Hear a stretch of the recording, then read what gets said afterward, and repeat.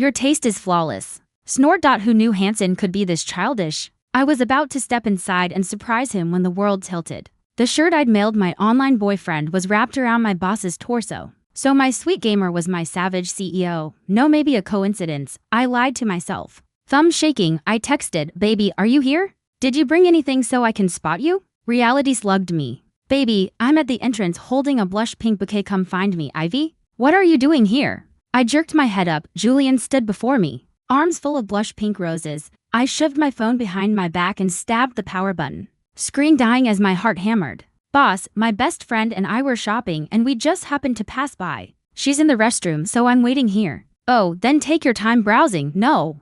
I had to break up with him. Before Hansen realized who I really was, I had to end it right now. I spun around, whipped out my iPhone and fired off a breakup text. After thinking it over, "Let's break up. Don't look me up again. Babe, why?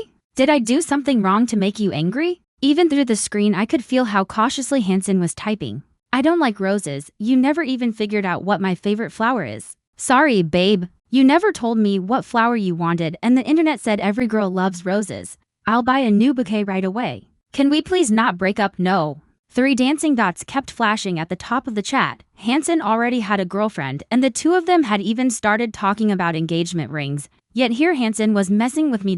Was I just some cage toy Hansen wanted to keep? No wonder Hansen kept Venmoing me money. The more I thought about it, the more certain I became. "I'm not asking permission, I'm informing you we're done." "You can't. I won't agree to a breakup. I refuse. Breaking up is my call. Your approval is irrelevant." Hansen rang my phone over and over. I slammed decline on every single one. Hansen wouldn't give up 10 straight calls, all ignored. Hansen was frantic. Voice messages poured in. "You already have a girlfriend and you're chasing me too, scumbag." After that, I deleted his contact. A second later my ringtone yelped. The screen screamed baby. I flicked him into the block list. Only when I was home did I realize how impulsive I'd been. I'd exposed him as a two-timer. What if Hansen worked out who I actually was? Would Hansen retaliate? Then again, I'd only ever used my private WhatsApp and Sterling had no idea that account existed. Hansen shouldn't be able to track me. Hurt. Yhh. First love, gone. Turns out I'd been an unwitting side piece. Once upon a time I dreamed about our wedding, Chinese banquet, or Western chapel. In the middle of the night I jerked awake from a nightmare. In it, Julian uncovered my real identity. Hansen seized my parents to blackmail me, imprison me in a life with him. I tried to run countless times, but I could never escape. I pressed a hand to my chest, waited until my heartbeat steadied, then finally slipped back to sleep. "Ivy, morning," Holly said, handing me a coffee. "Hey, Ivy, your eyes are all red. Were you crying?" "Probably the overtime shifts. Too many late nights staring at the screen, my eyes burn. Guess I need to restock on eye drops." Holly nodded at my explanation. "Right, now that you mention it, mine are scratchy too."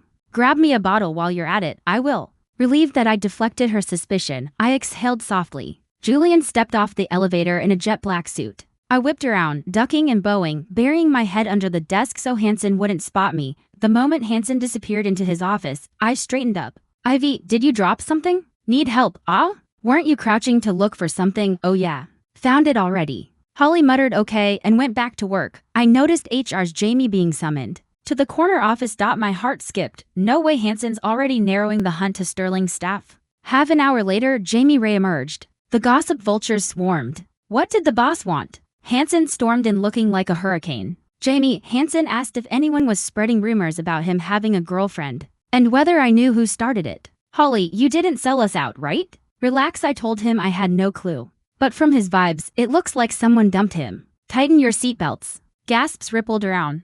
Holy crap, the boss got dumped? Yup, when I stepped in, his screen was a wall of red exclamation marks. Colleague Kinyan thought I was imagining it, but his eyelids were kinda puffy. "Jamie, weird part." Hansen asked which designers are single and which have partners. I blurted, "Did you answer?" Everyone turned to look at me. "Jamie, yep." Hansen said it's for a head count for the next team building so people know if they can bring their significant others. Director Lin strode toward us hugging a pile of folders. "Enough chatter. The boss is toxic today. Keep your heads down and don't poke the bear." In minutes, the desks returned to a hush, only I spent the entire shift quivering like a leaf. As soon as the clock hit 5, I sprinted ahead of everyone to badge out. I just flopped onto my bed, hair still damp from the blow dryer, when Mom called. "Ivy, Mrs. Holmes' son is back from abroad this week, working in your same city. Make time tomorrow afternoon to meet him." Mom, I told you I'm not doing set updates and I'm on shift tomorrow afternoon. Dad chimed in, Ivy, take a vacation day. When Mom was sick, Mrs. Home rushed her to the hospital. We're not forcing a match, we just owe her courtesy. Show up, let us deliver a thank you basket after and the debt's repaid. I know my parents decline to turn down anyone who's helped them, fine. I'll request leave and meet him tomorrow. Mom studied my profile on the video call. Ivy, you're getting thinner again. Are you skipping meals? Her concern melted me. Of course not. I just miss your home cooking, starving for love, Mom. Flatterer. We ran through the usual warnings to eat properly, then they quizzed me on life. It was almost 10, I claimed duties so they'd hang up before Mom stretched the call to another hour. The next workday. Felt boneless, head floating, maybe I'd overcranked the AC overnight. Achoo, 3 in a row, I hurried to message Mom, dearest Queen Mother. Your baby girl caught a cold, miserable. I opened my drawer and thanked the heavens I hadn't junked those daykill packets. Tore to, dumped them into a mug. I pushed into the break room and froze Julian lounged against the wall, sipping coffee. Instinct told me to spin around and bolt. His voice landed on my back. Am I terrifying? You flee the instant you see me. Haha, of course not, boss. My laugh could have cracked glass. Hansen advanced a step. Or maybe you're guilty of something and can't face me. No, absolutely not. My voice jumped an octave. Julian's gaze locked on, roaming over me. My heart felt like it was trying to pound right out of my chest. I silently prayed. Crap, Hansen couldn't already know it was me, could Hansen?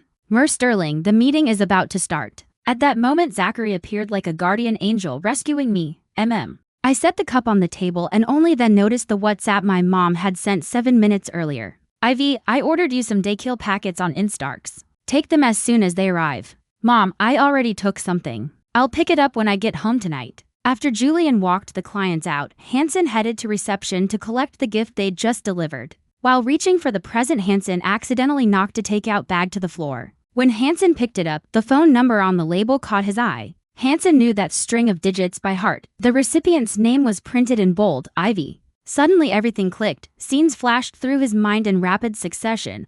Why I'd happened to show up at the riverside for our first offline date.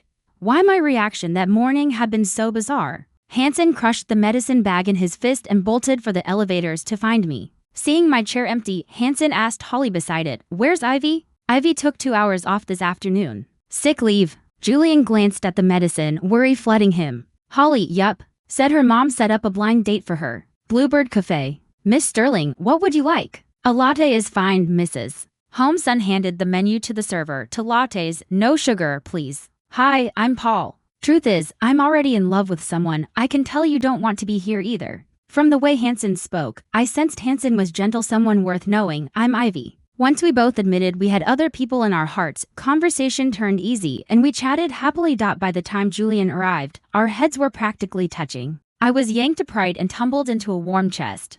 A male voice sounded above me. "Hi, I'm Julian Sterling, Zizi's boyfriend." I could almost feel those last few words bitten out one by one. Paul rose and offered his hand. "Hello, I'm Miss Sterling's setup date." Julian ignored the hand and tightened his arm around my waist. "Pleasure, Paul. Ivy and I have to run." The moment we stepped outside, I pried the fingers off my waist. "Boss, you've got the wrong person. I'm not your girlfriend." "Baby, I haven't got the wrong person, it's you." Hansen held up the daykill my mom had bought. "Damn, how could I have forgotten about that? Busted, I came clean, Julian. We already broke up."